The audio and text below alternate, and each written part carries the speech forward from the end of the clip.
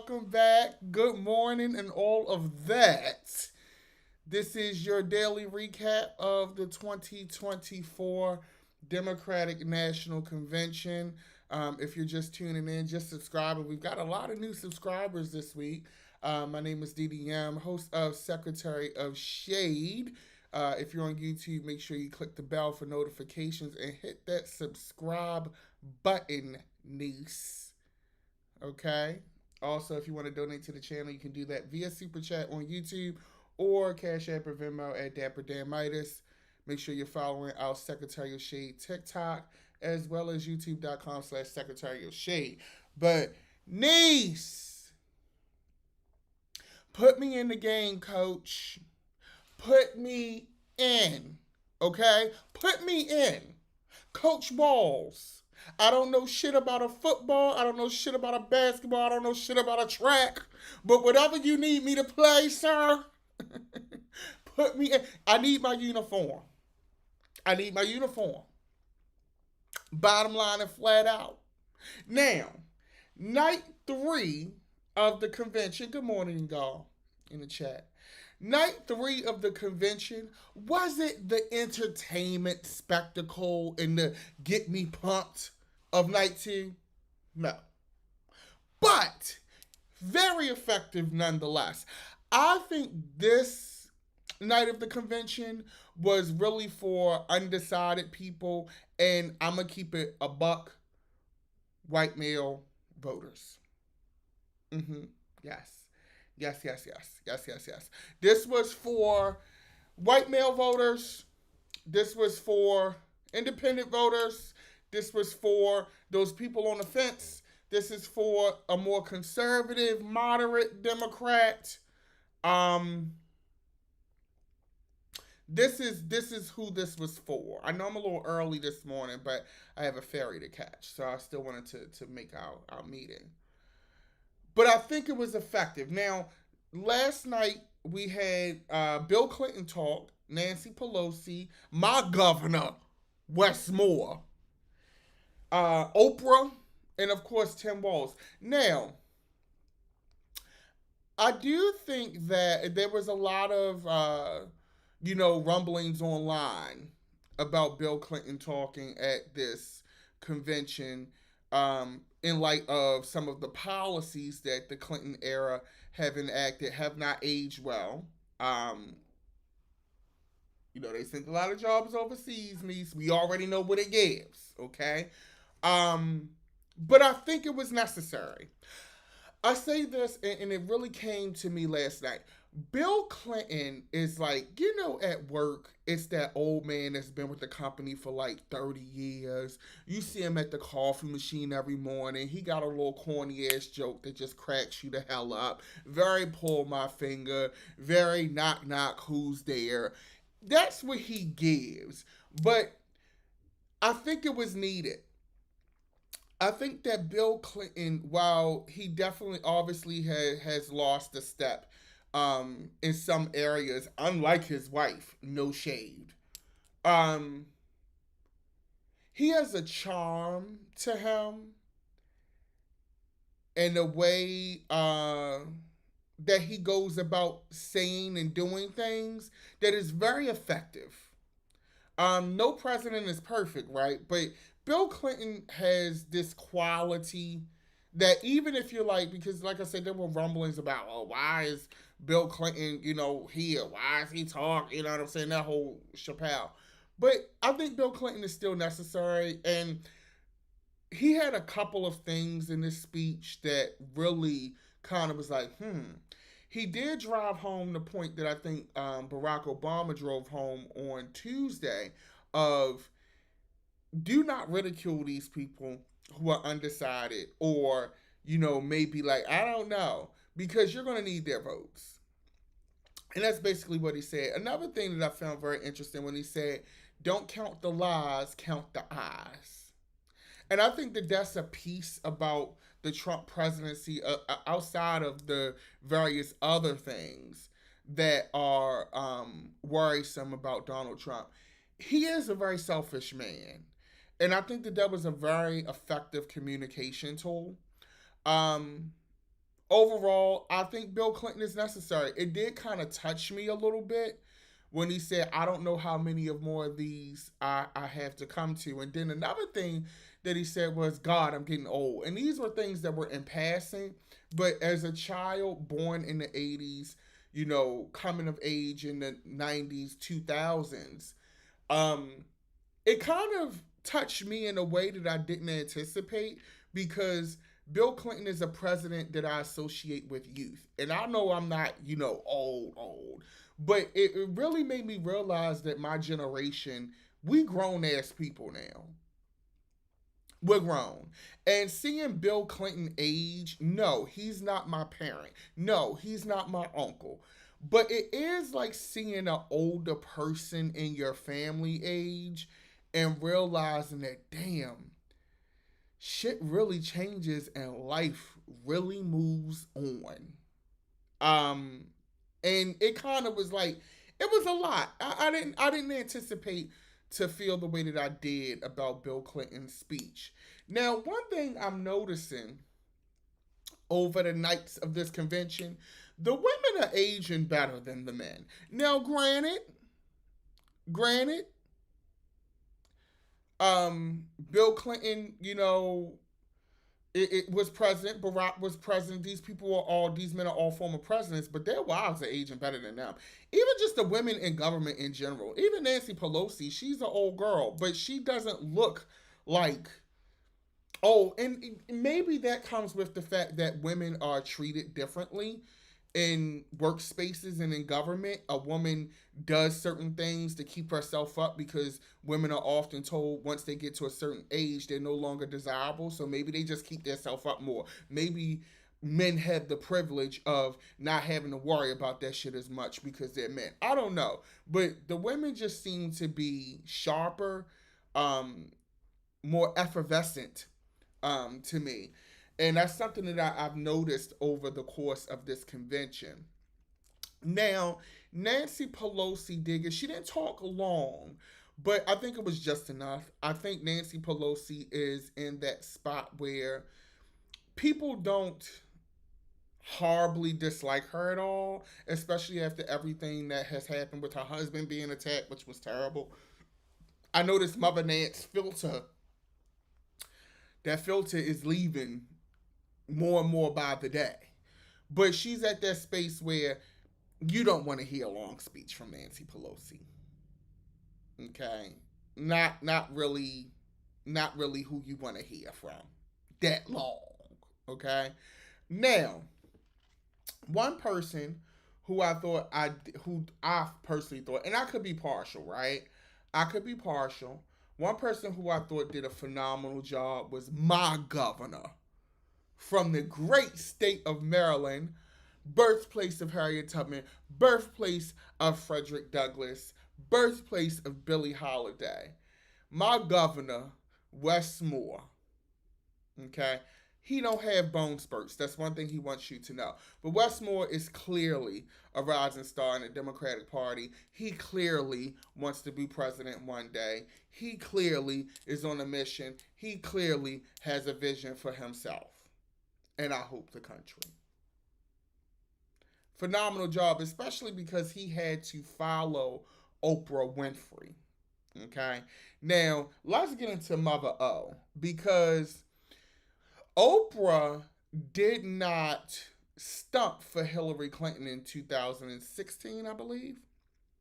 Was it 2016 or 2000? It was one of those years. She was like, Hillary, you on your own, niece.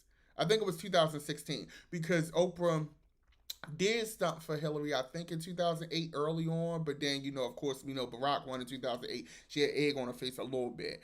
So it's interesting seeing her back in the field. Oprah was given, bitch. Okay? We're going to get into the speech in a minute. But can we just talk about Oprah looked the fuck good, bitch? She looked the fuck good. Now, some people are like, oh, she's phony. She's a slut. She's a hoe. She's a freak. Got a different body every era of the week. Whatever. But Auntie O, bitch, was given in that purple suit with the chocolate brown bust down. It was given what it needed to give, okay, on the look. And I'm gagging because Oprah is 70, bitch. She was born in 54. It's 2024, bitch. That's 70 years, bitch. And she's is it 70 years? Am I counting right? Yeah, that's 70 years, bitch. And she's giving with chocolate brown bust down. The fucking hairstylist clocked the fucking. One thing Oprah not gonna do is look a mess. Except for that one era where when she had the theme song right on, that was a little crazy. But it's definitely giving Oprah dragging the wagon with the fat. She's back in her, wagon dragging fat era. You remember that when she came on with the jeans and the nasty high heel boots when she had the ball bust down and the earrings and the black top. It was giving svelte, very Jordache. Um, but that's what she's giving right now. Now let's get into this speech. I didn't expect Oprah to come through like that. I don't know what um I don't know what I expected from Oprah. I mean, it's Oprah, right? So you know that she's going to give. But I didn't know if it was going to give, in the spirit, Oprah talk show, when she had Michael Bolton on and shit. I didn't know if it was going to give that or if it was going to give Oprah, who's very much of 70 and don't give a shit. We got Oprah, who is very much 70 and don't give a shit last night. And I appreciated that. I think Oprah is at a space, A, she's 70. B, she's in a place where Oprah, she ain't got nothing to prove. She's Oprah. And I love that. First of all, I didn't know. Maybe I'm in the dark here. I didn't know Oprah was an independent. I didn't know, but it makes sense though because she's a billionaire, but she's also a black woman. So if I was a billionaire and a black woman, and I wanted to vote on my interests at the time, I would be an independent too. That way, nobody can be like, "Ha ha, you're Republican." Ha ha, you libtard. Like nobody can say that because you're an independent bitch. Now, Oprah, being an independent in some places can't vote in primary elections, but it's Oprah, bitch. Like, she ain't got time for that. No shade. But I do think um, this was the speech that she needed to give. It was feisty. It was spirited. It was everything that she couldn't have came no other way last night. Not with the level of speeches that are being given, not with the talent that's on that floor right now on that stage. She had to come correct, or even she wasn't gonna come at all. But shout out to Mother O. Now, what I found interesting last night too, and this is why I say last night was really the convention, the day of the convention. I feel like for white male voters, for undecided voters, for those people who may be voting for Trump out of default, because I don't know, whatever. But I feel like this was really for them. Having um,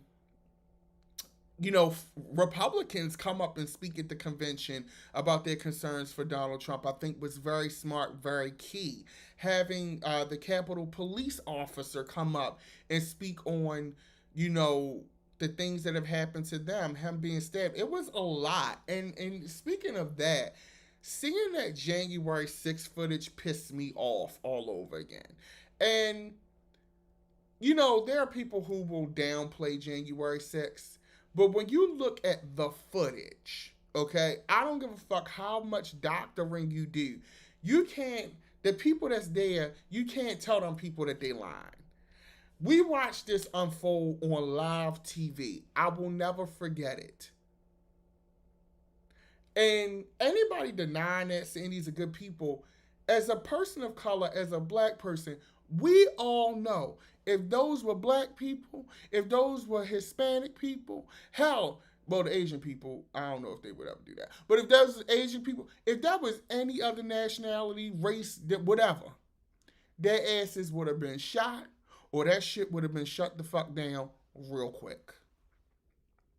And every time I watched that January 6th footage, and they did a spectacular job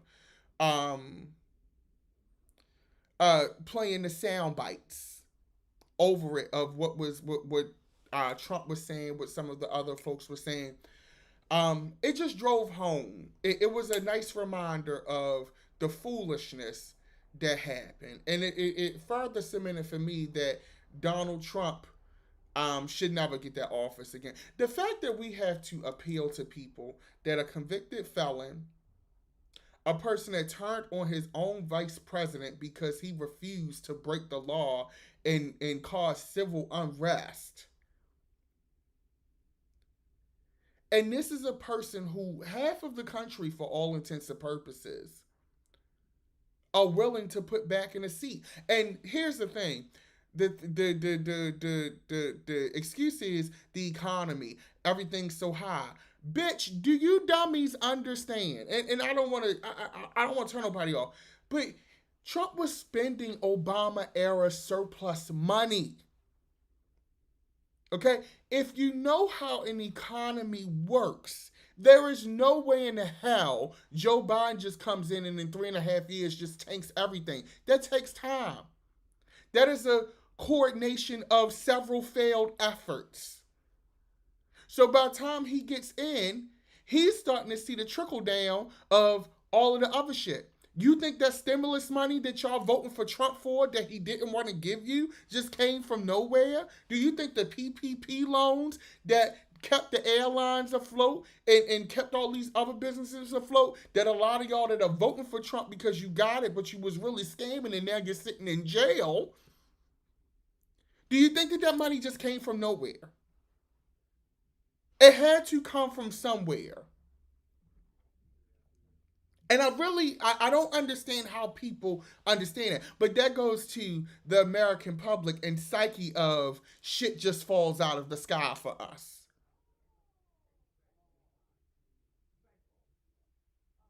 Okay? You gotta get like what the hell? So it's interesting. Also, too, thinking about Keenan Thompson. I want to give a shout out to Keenan Thompson. Keenan Thompson did a segment on Project 2025 that I think was spectacular. If you're going to talk Project 2025, bitch, this is how you do it, niece. This is how you do it. Mallory, it was cute what you did. You had the oversized book, bitch, but it got lost in the shuffle. Keenan, this was where his SNL, his comedic timing, his sitcom work all came and it served and it played well. I like the juxtaposition of having everyday people and how Project 2025, that plan, would impact their jobs. The one lady that worked for the Department of Education, based on Project 2025, she wouldn't even have a job anymore. Okay? It was very well done. It was informative. It was to the point. It wasn't drawn out. And it was hilarious at the same time. That is how you do it. That is how you do it. And one central theme throughout this night is that these people are likable. Pete Buttigieg. I love Pete for what he does. I don't love him because I don't know him. But I think that Pete Buttigieg, especially as press as transportation secretary, which JD Vance on his rebuttal tried to come for Pete, but I found it interesting that they got a queen to read the queen.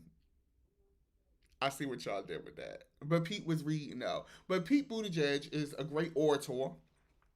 He is very effective, and I like the things that he's doing. Because one thing about Pete, he stays on these airlines' asses. I don't know what JD Vance is talking about, but he gives these airlines the blues, and then you know that they got to start giving us refunds when the flights are canceled, or well, not canceled, but when they're significantly delayed and shit. He got something going on with that. Research it, look into it further, of course.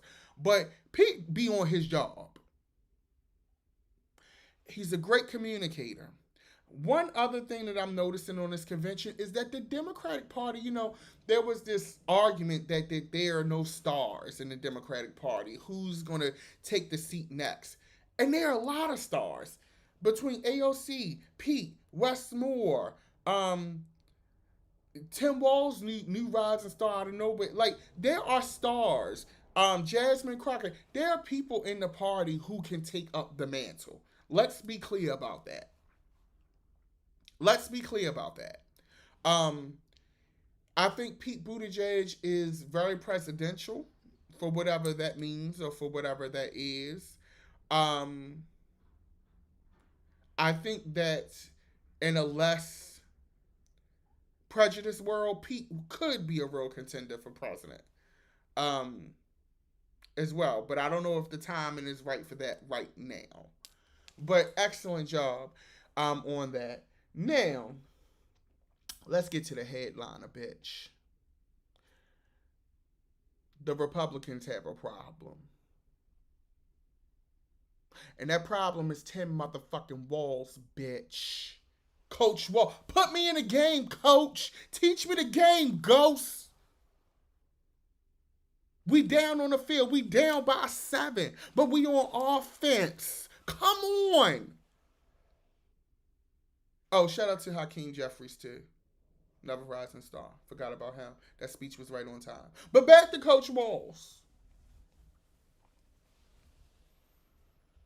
Gave what needed to give. What it needed to give was what he gave, and what we got was what was supposed to be given. Coach Walz, first of all, how is it that a governor from Minnesota, born in Nebraska, can talk like that? That is what we call star quality. That is what we call the ability to penetrate the lens. Amazing, amazing, amazing speech. It was direct.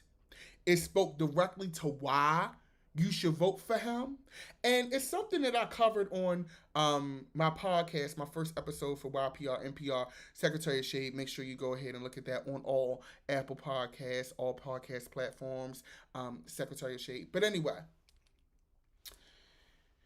what I love about this candidate, he's a hunter. He's pro Second Amendment. He isn't far left. This is a moderate. He really is a moderate.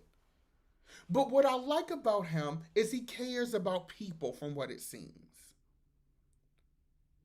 School lunch program. Leading the Gay Straight Alliance, but also coaching the sports teams. Great family man. His son almost had me in tears, bitch. His son, it was given, I'm proud of my daddy. It was given, I love my daddy. And that's great to see. Because no shade, I ain't never seen Donald Trump children ever go up for him like that. His granddaughter talked at the RNC, but it wasn't given what it needed to get. Now, it could be different backgrounds, different ways of living and raising, but his children love him. And a man whose children go up for him like that says a lot about you. It wasn't anti. If I'm, because y'all already know I'm a little. But watching him, he's a masculine man. He's a man's man, but he's a man's man that is not threatened by men like me. And that's somebody who I can get behind. The speech was straight talk. It was common sense. Like, if the American public, if he gets in a debate with J.D. Vance and they try to spin that, because at this point, that man, and think about it, he's an older guy, but he speaks to multiple generations. You can see him as your grandfather. You can see him as your father. You can see him as your pastor. You can see him as your uncle. That's going to tap you on the shoulder and say, cut it the fuck out.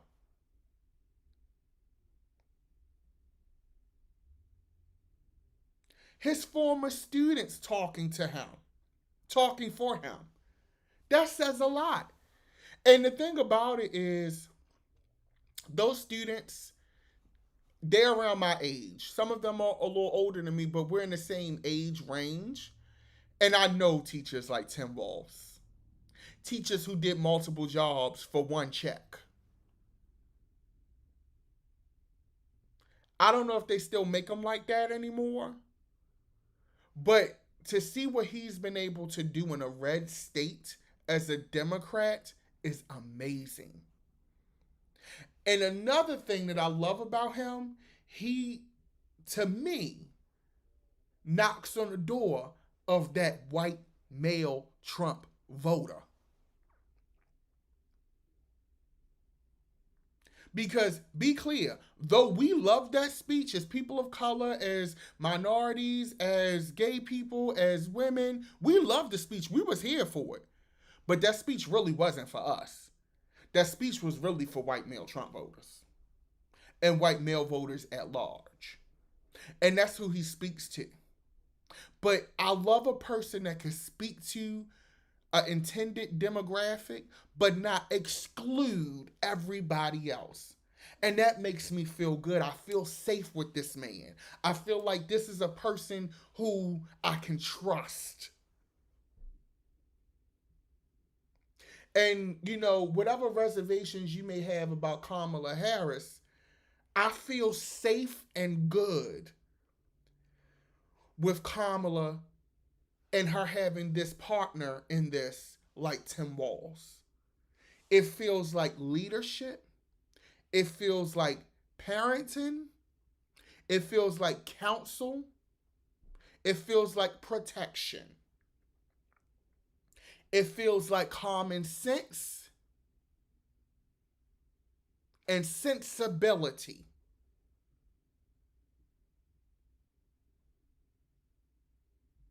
Okay? That is what we need in this. The tantrums, the hard, like I don't know. And you know, I was watching CNN for the post coverage. You know, I always like to flip back and forth. Scott Jennings works my nerves. Scott Jennings works my nerves. You know, it's one thing to support your people, but it's another thing to just like not be in touch with reality and not have the ability to have a real conversation. It's annoying. It's annoying. Very annoying. And I just feel like, how did we get here? And the thing is, you know what's wild? You know what's wild? I think me and JD Vance are around the same age.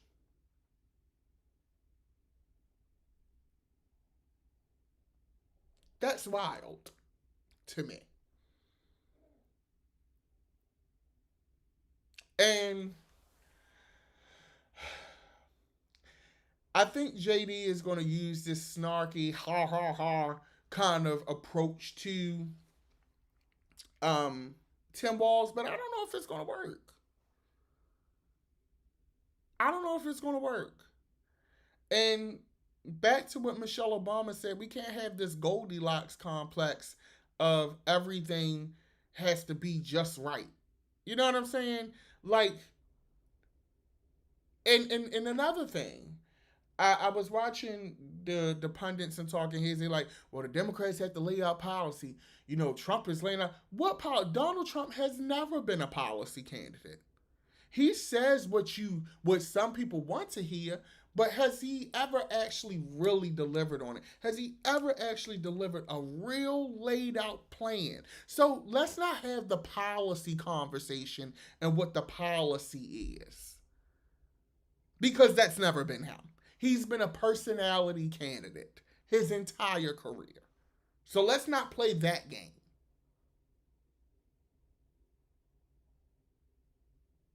Okay?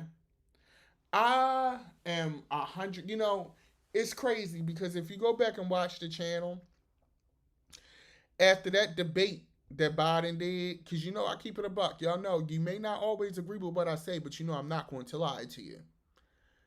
I thought the Democratic Party was doomed, bitch. I was like, well, Trump's winning. It's amazing how quickly things have turned around in such a short period of time. And I'm going to be honest with you because sometimes it gets depressing doing this. what I do here, and it gets exhausting. But for my first time in covering politics, I have hope, and also too, I've seen how quickly things can change, how quickly the weather can shift. And does this guarantee that we're winning in November? Hell fucking no. It's a lot of work to do. It's a lot of people to convince. We gotta fight to the end. But I feel like at least now, if I'm going to go down, I'm going down with my hand on the steering wheel. Versus no shade and no disrespect to Joe Biden. I was like, well, bitch, we on a Titanic. I can't drive this boat. I just got to deal with it. And I think that that is amazing. Amazing, amazing, amazing. Very hopeful. But that's our recap on night three. If once again, if you haven't subscribed to the channel, make sure you do. Leave your super chats in the chat. You can always donate to the channel at Dapper Dan Midas on Cash App and Venmo. That being said, make sure you tune in. We'll meet again tomorrow morning for our recap of the final night. Tonight is night four. Kamala will be speaking tonight, bitch. If Beyonce come out, bitch, I will fall the fuck out. I will be on this broadcast hoarse as a whore, okay, in the morning, because you know Freedom been her theme song. If Beyonce shows the fuck up tonight, bitch, whatever hair I got in my head will be gone by the morning. But on that note, um, you guys have a great, great, great day. Stay blessed, peace and love, and I will see you tomorrow.